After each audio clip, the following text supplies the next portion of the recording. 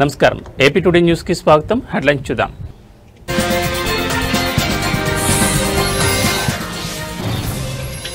జంతువుల బారి నుంచి భక్తుల భద్రతకు టీటీడీ ఏర్పాట్లు తిరుమలకు వెళ్లే మెట్ల మార్గంలో 100 ట్రాప్ కెమెరాలు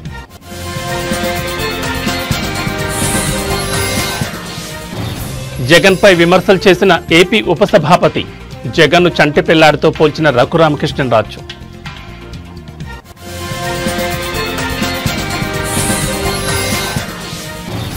ఎన్టీఆర్ జిల్లా నందిగామలో భారీ కుంభకోణం రైతులకు కుచ్చుటోపి పెట్టి 2 కోట్లు స్వాహా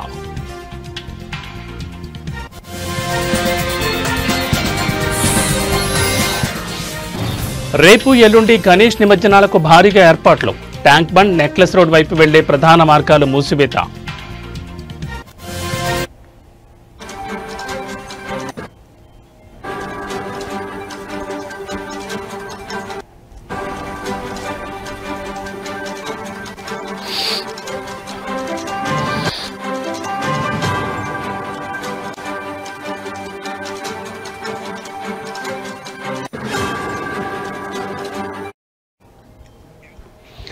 బులెటిన్లో బ్రేకింగ్ న్యూస్ చూస్తున్నాం. శేషాచలం అనగానే అందరికీ గుర్తొచ్చేది ఎర్రచందనం.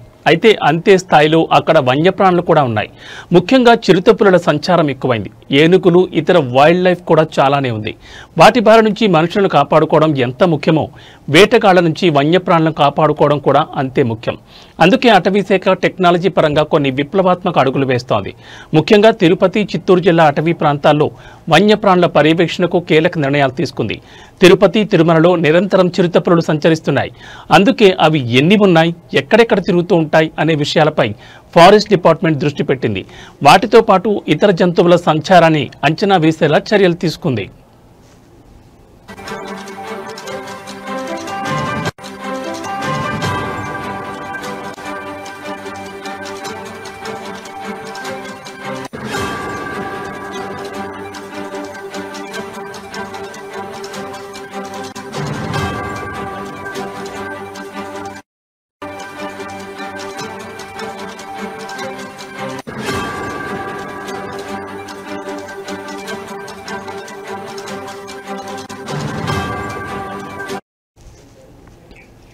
అలిపిరి నుంచి తిరుమలకు వెళ్లే మెట్ల మార్గంలో 100 ట్రాప్ కెమెరాలు ఏర్పాటు చేసింది.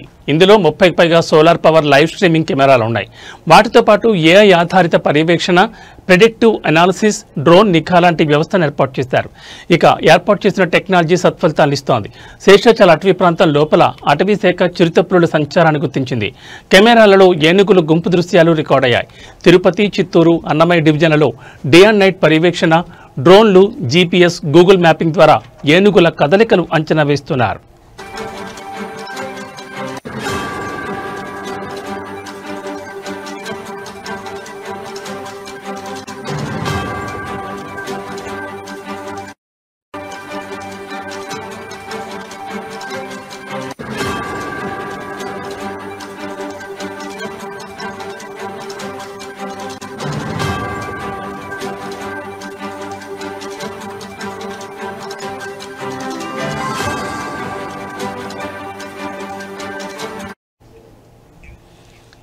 ఏనుగుల దాడులను అడ్డుకట్ట వేయడానికి ప్రత్యేక టాస్క్ ఫోర్స్ ఏర్పాటు చేశారు.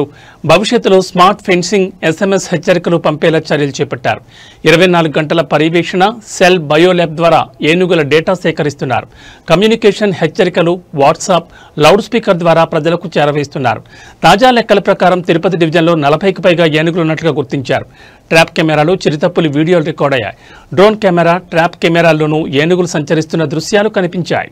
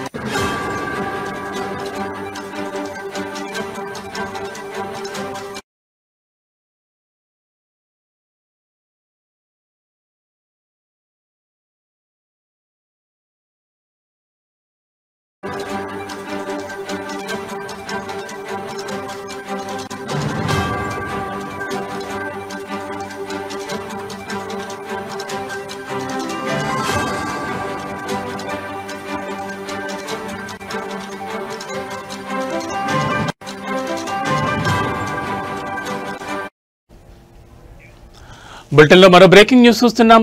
9 రోజుల పాటు అంగరంగ వైభవంగా పూజలు అందుకున్న గణనాథులు గంగమ్మ ఒడికి చేరే సమయం ఆసన్నమైంది. వినాయక చవితి ఉత్సవాల ముగింపు ఘట్టమైన గణేష్ విగ్రహాల నిమజ్జనం సందర్భంగా హైదరాబాద్ మహానగరంలో పోలీసులు సెప్టెంబర్ 6, 7 తేదీల్లో భారీ ట్రాఫిక్ ఆంక్షలు ప్రకటించారు. దాదాపు 28 గంటల పాటు నగరంలోని కీలక మార్గాల్లో వాహనాల రాకపోకలను నియంత్రించనున్నారు.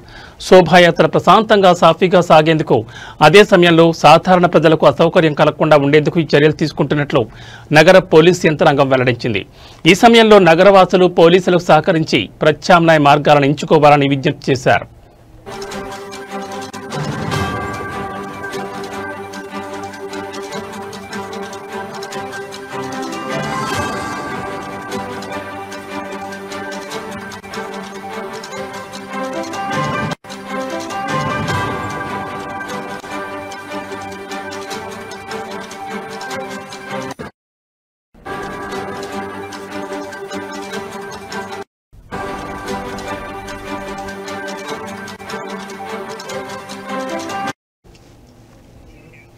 ప్రతి సంవత్సరం మాదిరిగానే ఈసారి కూడా నగరం నలుమూలల నుంచి విగ్రహాలు హుస్సేన్ సాగర్ ఎన్టీఆర్ మార్గ్ వైపు తరలిరానున్నాయి. ఇందులో అత్యంత ప్రధానమైన బాలాపూర్ గణేశుడి శోభాయాత్ర బాలాపూర్ నుంచి ప్రారంభమై చాంద్రాయణగుట్ట, చార్మినార్, అబీట్స్, లిబర్టీ మీదుగా ట్యాంక్ బండ్ వైపు సాగుతుంది. అదేవిధంగా సికింద్రాబాద్ ప్రాంతం నుంచి వచ్చే విగ్రహాలు ప్యాట్నీ, ప్యారడైజ్, రాణిగంజ్, కర్బలా మైదాన్ మీదుగా ట్యాంక్ బండ్కు చేరుకుంటాయి. టోలీచౌక్, మెహదీపట్నం, లకడీ కపూల్ ప్రాంతాల నుంచి వచ్చే విగ్రహాలు ఖైరతాబాద్ మీదుగా నెక్లెస్ రోడ్ వైపు వెళ్తాయి. టప్పాచుపుత్ర, హఫీజ్ నగర్ వచ్చే విగ్రహాలు ఎంజే మార్కెట్ వరకు మాత్రమే అనుమతిస్తారు. ఈ ప్రధాన మార్గాలన్నింటిలో సాధారణ వాహనాల రాకపోకలను పూర్తిగా నిలిపివేయనున్నారు.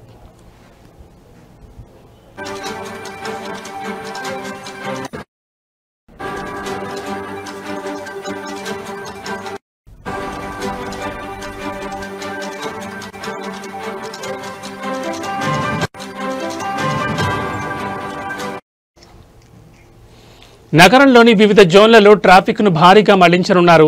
ముఖ్యంగా సౌత్ ఈస్ట్ జోన్లలో కేశవగిరి, చాంద్రాయణగుట్ట, ముసారాంబాగ్, చెంచల్గూడ ప్రాంతాల నుంచి వచ్చే ట్రాఫిక్ ను ఇతర మార్గాల వైపు పంపిస్తారు.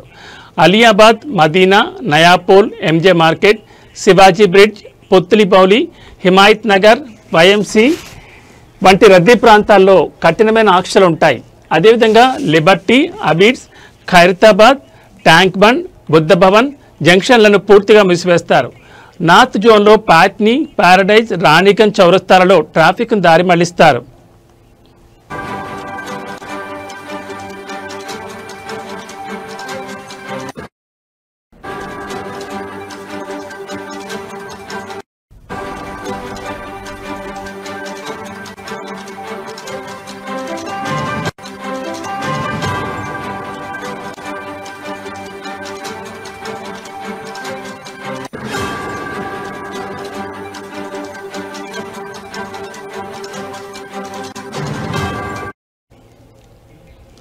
విమానాశ్రయానికి వెళ్లే ప్రయాణికులు ఎలాంటి ఇబ్బందులు పడకుండా పీవీఎన్ఆర్ ఎక్స్ప్రెస్ వే లేదా ఔటర్ రింగ్ రోడ్ మార్గాన్ని మాత్రమే ఉపయోగించాలని పోలీసులు సూచించారు. సికింద్రాబాద్ రైల్వే స్టేషన్కి వెళ్లాలనుకునేవారు బేగంపేట, ప్యారడైజ్ మార్గాన్ని ఎంచుకోవడం సురక్షితం. అంతర్రాష్ట్ర జిల్లా బస్సులను చాదర్ఘాట్ వైపు మళ్లిస్తారు. ఆర్టీసీ బస్సులు సైతం రద్దీ సమయాల్లో మెహదీపట్నం, కుకట్పల్లి, సికింద్రాబాద్, ఉప్పల్, దిల్సుఖ్ నగర్, నారాయణగూడ వరకు మాత్రమే వచ్చి వెళ్లనున్నాయి.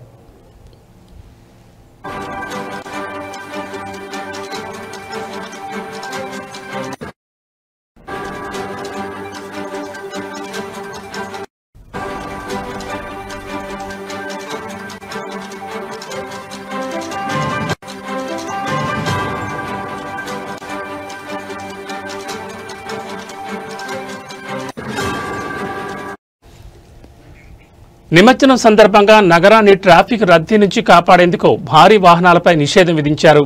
సెప్టెంబర్ 6వ తేదీ ఉదయం 8 గంటల నుంచి సెప్టెంబర్ 7వ తేదీ రాత్రి 11 గంటల వరకు నగరంలోకి లారీల ప్రవేశాన్ని పూర్తిగా నిషేధించారు. ఈ వాహనాలు కేవలం ఔటర్ రింగ్ రోడ్ మీదుగా మాత్రమే ప్రయాణించాల్సి ఉంటుంది. మరోవైపు నిమజ్జనాన్ని వీక్షించేందుకు వచ్చే భక్తులు, ప్రజల వాహనాల కోసం ప్రత్యేక పార్కింగ్ ప్రదేశాలను ఏర్పాటు చేశారు. ఎన్టీఆర్ స్టేడియం, కట్టమైసమ్మ దేవాలయం, పబ్లిక్ గార్డెన్స్, బుద్ధ భవన్ వెనుక, Adarsh Nagar, BRK Bhavan, Khairatabad, MMT station వద్ద పార్కింగ్ చేసుకోవచ్చని అధికారులు వెల్లడించారు.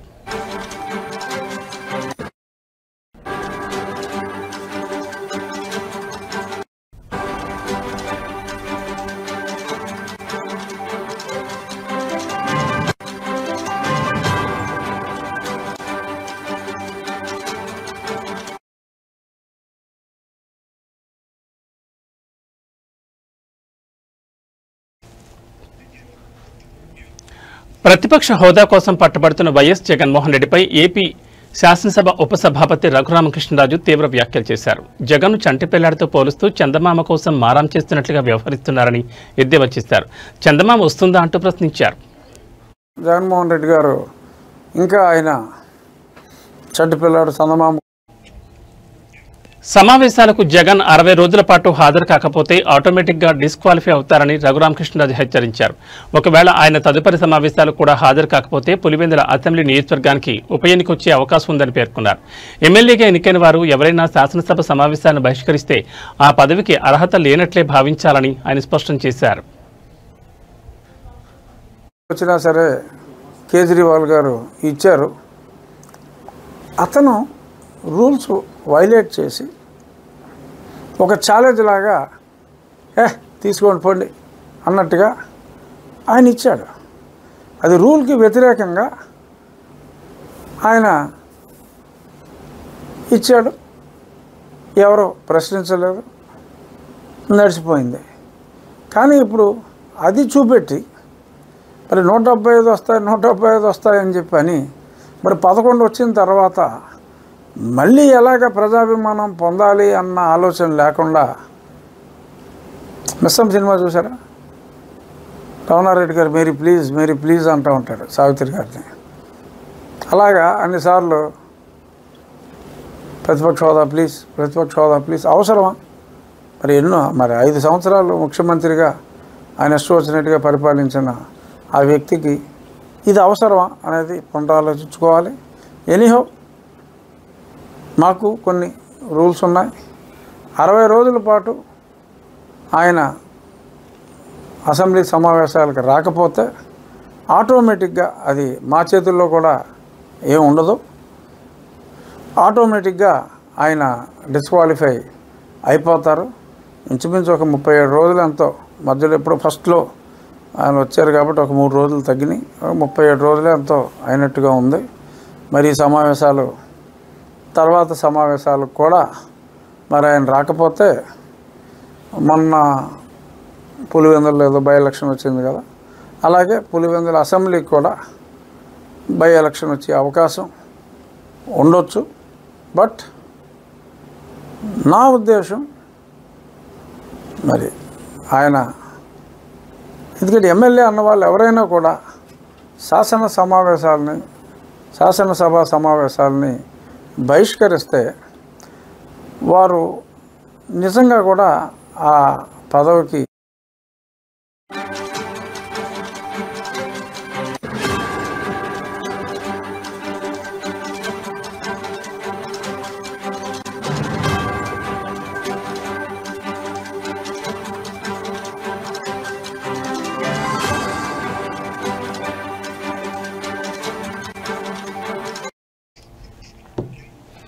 బులెటిన్లో మరో బ్రేకింగ్ న్యూస్ చూస్తున్నాం. ఎన్టీఆర్ జిల్లాలోని నందిగామ మండలం పెద్దవరం సహకార సొసైటీలో భారీ కుంభకోణం వెలుగులోకి వచ్చింది.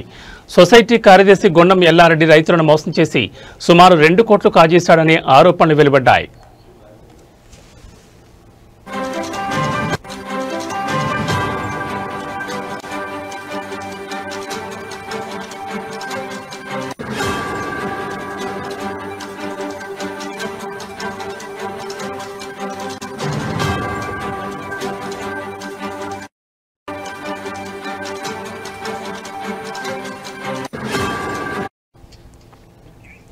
గత 30 సంవత్సరాలుగా గుమాస్తాగా పనిచేస్తున్న ఎల్లారెడ్డి 2014లో కార్యదర్శిగా పదోన్నతి పొందాడు.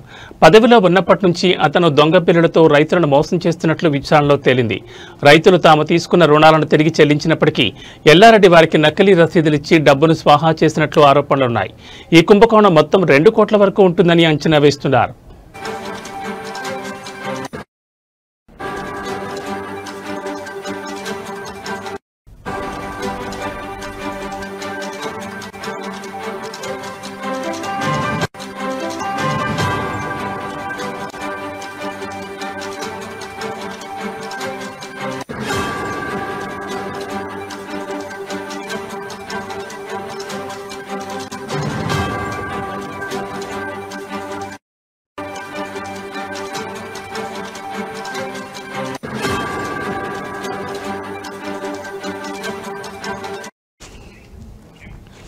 ఈ విషయంపై అధికారులు సీరియస్ గా స్పందించారు. ఎల్లారెడ్డిపై చర్యలు తీసుకోవడానికి రంగం సిద్ధం చేశారు. అధికారులు ఇప్పటిపై దీనిపై విచారణ ప్రారంభించి పూర్తి వివరాలు సేకరిస్తున్నారు. విచారణ పూర్తయిన తర్వాత 1-2 రోజుల్లో ఎల్లారెడ్డిని సస్పెండ్ చేసే అవకాశం ఉందని తెలుస్తోంది. ఈ ఘటనపై రైతులు తీవ్ర ఆగ్రహం వ్యక్తం చేస్తున్నారు.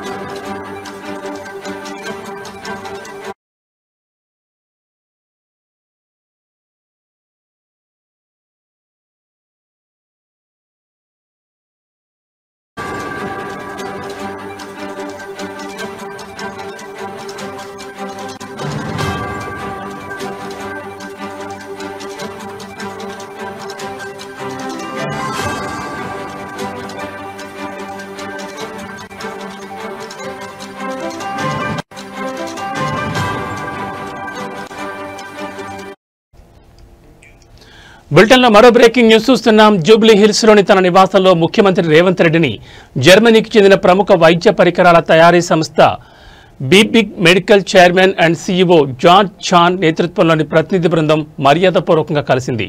ఈ భేటీలో తెలంగాణలో మెడికల్ ఎక్విప్మెంట్ ఉత్పత్తి యూనిట్ను ప్రారంభించేందుకు తమ సంస్థ ఆసక్తి చూపుతోందని జాన్ చాన్ ముఖ్యమంత్రికి తెలిపారు.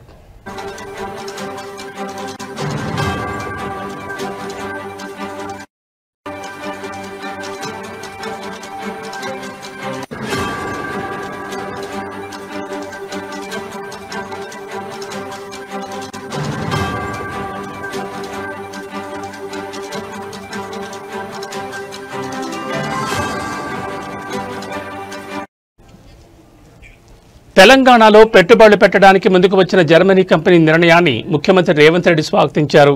రాష్ట్రంలో మెడికల్ ఎక్విప్మెంట్ ఉత్పత్తి యూనిట్ని ఏర్పాటు చేయడానికి అవసరమైన అన్ని రకాల సహకారాన్ని ప్రభుత్వం అందిస్తుందని హామీ ఇచ్చారు. ఈ సందర్భంగా కంపెనీ ప్రతినిధులకు అనువైన స్థలం, ఇతర మౌలిక సదుపాయాలకు సంబంధించిన అంశాలపై అధ్యయనం చేసి ఒక నివేదికను సమర్పించాలని అధికారులను ముఖ్యమంత్రి ఆదేశించారు.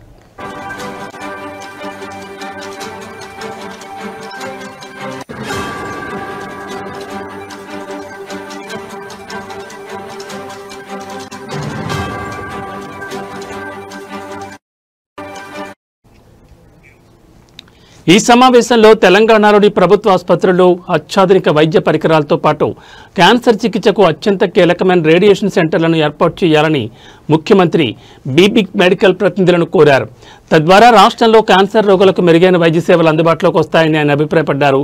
ఈ పెట్టుబడుల ద్వారా తెలంగాణలో ఉపాధి అవకాశాలు పెరుగుతాయని, రాష్ట్రం వైద్య పరికరాల తయారీలో ఒక హబ్గా ఎదుగుతుందని నిపుణులు భావిస్తున్నారు.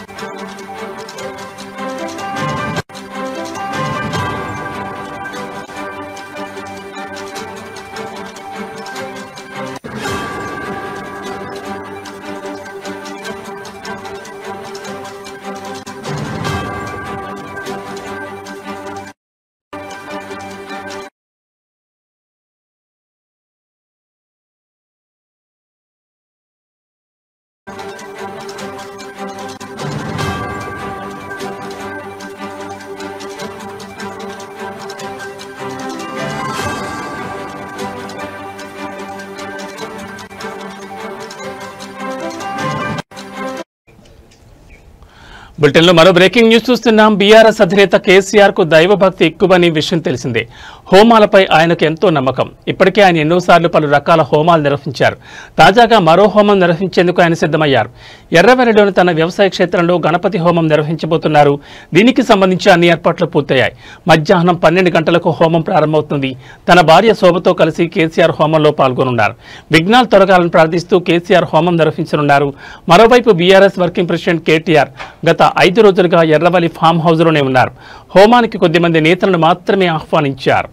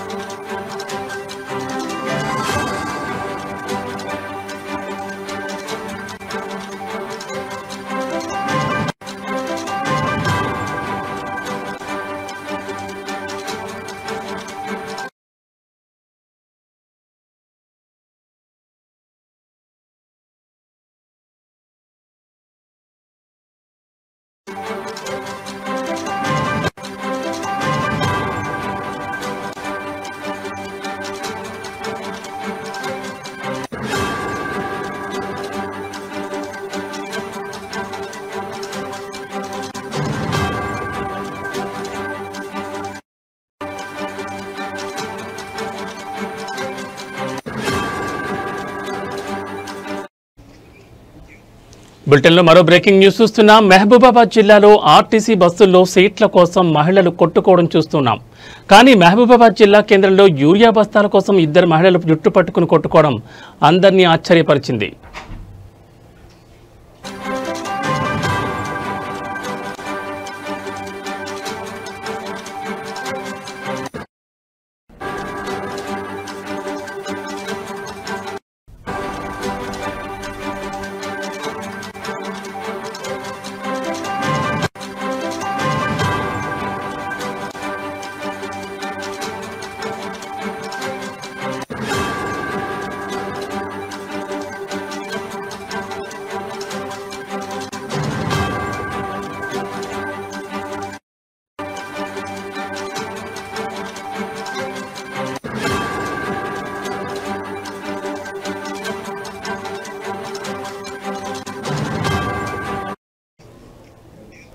ఈ ఘటన మహబూబాబాద్లోని వివేకానంద సెంటర్ వద్ద ఉన్న ఆగ్రోస్ రైతు సేవా కేంద్రం ముందు జరిగింది. యూరియా కోసం రైతులు, మహిళలు తమ ఆధార్ కార్డు జిరాక్స్లతో పెద్ద సంఖ్యలో బారులు తీరారు. ఈ క్రమంలో తోపులాట జరిగింది. దీంతో 2 మహిళలు తీవ్ర వాగ్వాదానికి దిగి చివరికి ఒకరి జుట్టు మరొకరు పట్టుకుని రోడ్డుపైనే కొట్టుకున్నారు.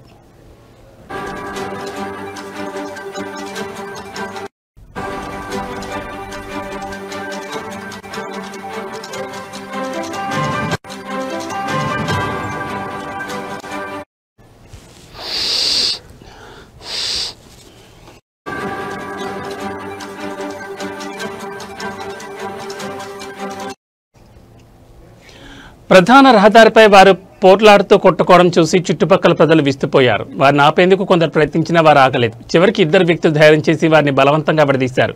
ఈ ఘటనకు సంబంధించిన వీడియోలు వాట్సాప్లో బయలుదేరుతున్నాయి. యూరియా సరఫరాలో జాప్యం, సరైన పర్యవేక్షణ లేకపోవడం వల్ల ఇలాంటి పరిస్థితులు తలెత్తున్నాయని స్థానికులు అభిప్రాయపడ్డారు.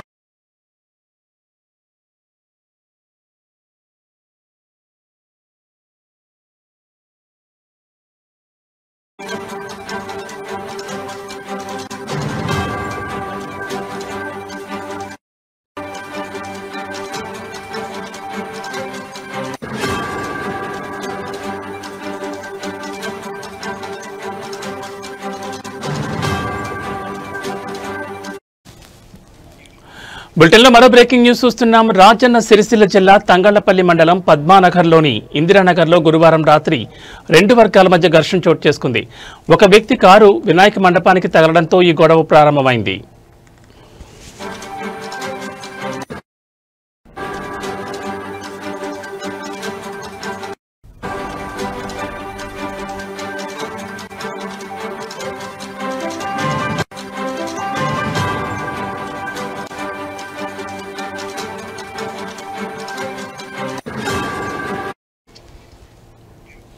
ఈ ఘటనతో ఆగ్రహానికి గురైన రెండు గ్రూపులు పరస్పరం దాడులు చేసుకున్నాయి. ఈ దాడిలో ఒక వ్యక్తికి తీవ్ర గాయాలయ్యాయి. విషయం తెలుసుకున్న పోలీసులు వెంటనే సంఘటనా స్థలానికి చేరుకుని ఇరు వర్గాలను చెదరగొట్టారు. పరిస్థితిని అదుపులోకి తెచ్చేందుకు ప్రయత్నించారు.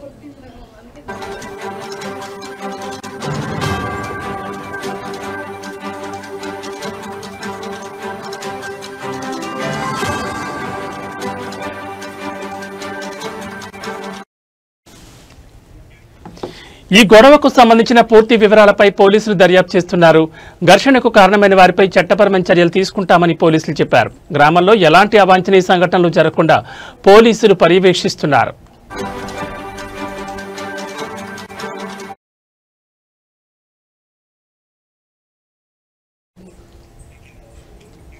ఇవి బులెటిన్ అప్డేట్స్. మరిన్ని అప్డేట్స్తో మళ్ళీ కలుద్దాం. నమస్కారం.